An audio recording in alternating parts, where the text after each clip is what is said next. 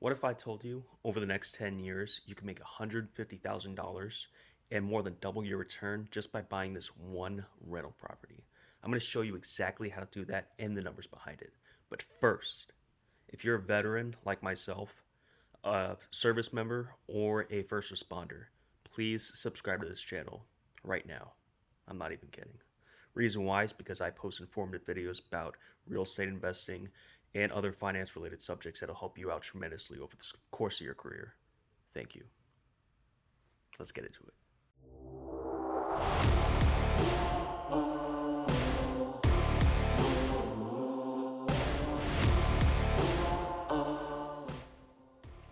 So here is the property that we're going to be talking about in today's video.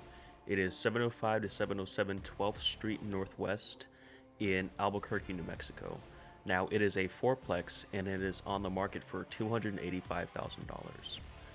Let's look a little bit more into the details of this property. Located in downtown Albuquerque, so it's a fourplex, meaning that there are 4 units in it total, right? Each of them is fully occupied. So the rent rolls, I'll show you in a minute, but the rent rolls are about $750. An average is $750 because some units are rented out for a little bit more, a little bit less than the others, but the average rent roll for each unit is $750 per unit, so about $3,000 a month, right? $3,004 a month. It's definitely got heavy textured walls, which once we look at the pictures, you'll definitely agree with that.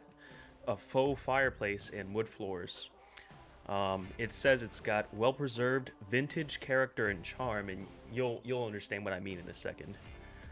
But it's not the best inside. It looks pretty nice because it's got a new roof. The roof was actually put in this year, and the warranty on that is transferable actually. So now let's look at the numbers. So you have a $285,000 purchase price, which means your down payment has to be at least $57,000, which is 20%, right? Your closing cost would be about 13 grand more than that. That's including an origination. That's including everything that comes with originating a mortgage. Now that comes out to a mortgage payment of around $2,000. It's pretty close to $2,000 flat actually. Now the rent rolls right now between all 4 units comes out to $3,000 a month gross, which means and the units are all separately metered, so you're not paying for the utilities. The tenants are. Which is fantastic, and it helps you out with the cash flow. Now you're making about $1,000 a month, which comes out to a 1.5 DSCR multiplier. Basically, what a DSCR multiplier is, or the debt service coverage ratio, which is what DSCR stands for, is your mortgage payment in relation to how much the rent is. Now the rent is being brought in at around $3,000 now, and of course that's not pro forma, meaning if you renovate the units, you can get a little bit more, right? That's what pro forma means. But right now, as it currently stands, they're making about $3,000. So you divide that by the mortgage payment, and which is $2,000, and you get 1.5. And that is what your DSCR is. Now, why the DSCR is so important is, one, from an investor standpoint, of course, but two, from a mortgage qualification standpoint. Now, you want to make some money when you're buying an investment property, right? You don't want to just collect a property and lose money on it every single month. Of course not. But what the DSCR helps mortgage lenders like myself do is determine the feasibility of an investor buying into this property. They won't lend to you, or they'll have different terms if you're negative. So for example, if you were only bringing in $1,700 a month with a $2,000 mortgage, they would want to ask for more down in order for you to increase that DSCR or go to a no ratio or a sub 1 ratio program. All right, now let's look at some of the pictures here. So you see right here, it looks like pretty good on the outside. If you look at the description, it says that the roof is new. It's a 2024 roof, and that the warranty on the roof is actually transferable. So that's a plus if you're trying to buy this property. This is more pictures. I don't know how to feel about the wooden fence. It looks kind of rough, but I mean this house was built in the 1910s and converted to a duplex in the 1930s. So I mean, you're getting what you pay for here. Look at the the AC on the top. That's nice. It's in an alright area. It doesn't look like I'm not sure if this is Class B or Class C neighborhood. So a Class B and Class C neighborhood. So it goes by classes in terms of like how good a neighborhood is. Class A is your very good neighborhood. Class B is like it's up and coming. Class C is kind of poor. I'm not sure whether I'd put this in a Class B or Class C. May have that here on the property, but anyways, just yeah, this looks like a very dated home. Nothing really to say here. Although I do like the trees. Trees are a nice touch. Okay, just gated door screen. It's not uncommon in Class B or Class C neighborhoods. Oh boy, let's look at the baseboards here. If you look at the baseboards, let me scroll in a little bit. Baseboards are all uneven, man. Like it looks like some guy in the back of a Home Depot did this, for like 20 bucks. I can't zoom in anymore, but if you look right here, where my mouse is pointing, if you look at the pictures, maybe not, you may not be able to see this, but it looks like there's an outlet there. There's something else over here too, where my mouse is. Can't really identify what that is. All right. It's 3D scan of one of the units. Not a big fan of the windows. The windows really look shoddy. Look like a yellow, kind of decaying kind of paint. I mean, this house was built in the 1910s, so I'll give it credit where it's due. Very dated fireplace. Not sure what's really going on there. The bars on the windows, you can tell it's in a rough neighborhood. I'd say it's probably a Class C. You got another outlet there on the baseboards, or actually no, are those baseboards? I can see the conduit running, but I don't know if those are baseboards. But there's okay. Yeah, the windows really need some remodeling. You can see the wall is very textured. Since it was built in 1910, I really hope there isn't any lead paint in there, because before 1978, it wasn't federal law to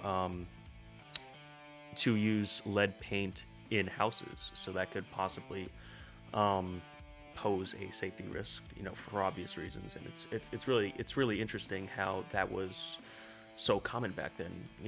We've made such a good amount of progress since then. I wouldn't say great, but let's look at this picture. Oh, yeah, bars on the windows again. We got the mini split over there. Okay, we got the outside floodlights inside. Okay. We got some crooked cabinets. Again, looks like, yeah, you see right here. Hold on, let me scroll out. If you look right here, all of these cabinets are misaligned. They're just not straight. Like, who did this? And if you look right here, let's see. Yeah, if you look right here, the that doesn't look straight either. The light switch. Got some dirty paint right there. 3D scan. Okay, we got stairs. That's great. Let's see. Yeah, you can see the walls are textured just like in the description. It's got a lot of character to it, I'll say that. Not bad for a 1910s home. If it was built in 1910s and never touched since, but doesn't really. Look at those baseboards. Those baseboards are all fucked up. Yeah, these cabinets are all fucked up too.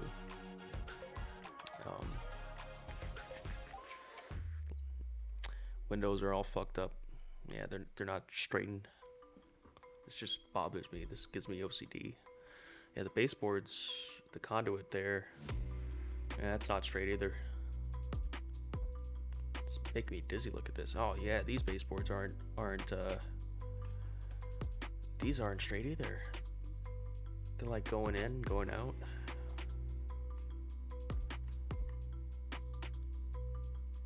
Interesting sink design right there.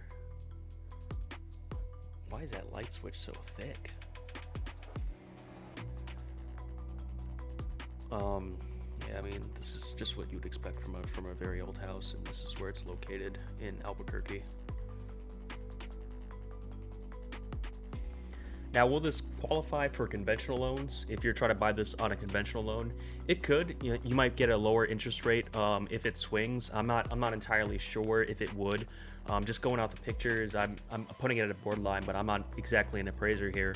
However, with DSCR, your interest rate will be a little bit higher, just a little bit, and you will have prepayment penalties to contend with, which means a prepayment penalty is when you sell the home or you refinance the loan within a certain amount of years, you have to pay a prepayment penalty, and that's based on the terms that you set with the loan servicer, right? So, for example, a 5-year prepayment penalty, depending on the plan you have, maybe a 5 in the first year, 4% fee in the next year, 3%, and so on and so forth. Or you may have that flat 5% fee for all 5 years. You may get a lower interest rate, a little bit lower than you would with the other plan, the box plan.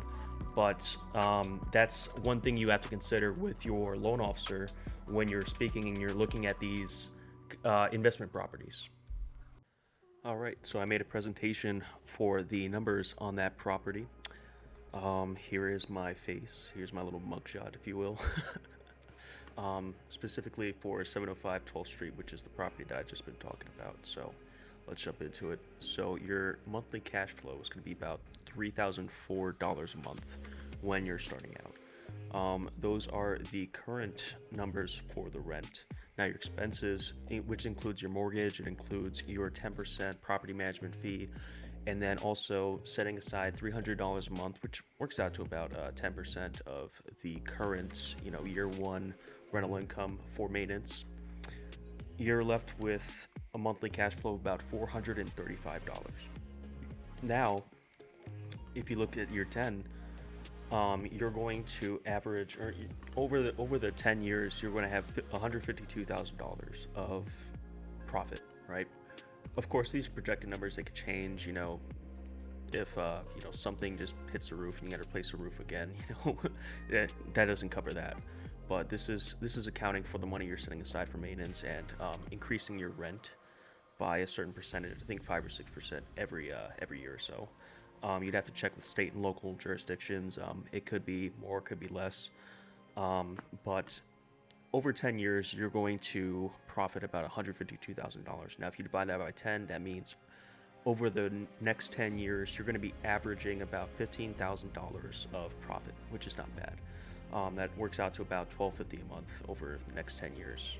Of course, it's not immediate. It's over the next 10 years. But you have a cumulative cash-on-cash return of 218%. So that basically means that $70,000 you're putting into the property to get into it, not including any maintenance to fix it up or all that. You are making a 218% return in 10 years, which not bad. Your estimated cash flow. So this goes over the numbers. You're going to increase your rent about 5 or 6%, and it shows you your cash-on-cash return over the years. So you start out at 7.5% cash-on-cash return. You end up at year 10 with a 38.6 cash-on-cash return, which is not bad at all. Rental income starts out at $36,000 and all the way up to year 10 goes up to almost $61,000. And this is going to assume that your property management fee stays at around 10% of whatever the gross rental income is, and then you're still saving $300 a month for maintenance. You may want to increase that, but those are what I have for the numbers. Now, everyone likes pictures, right?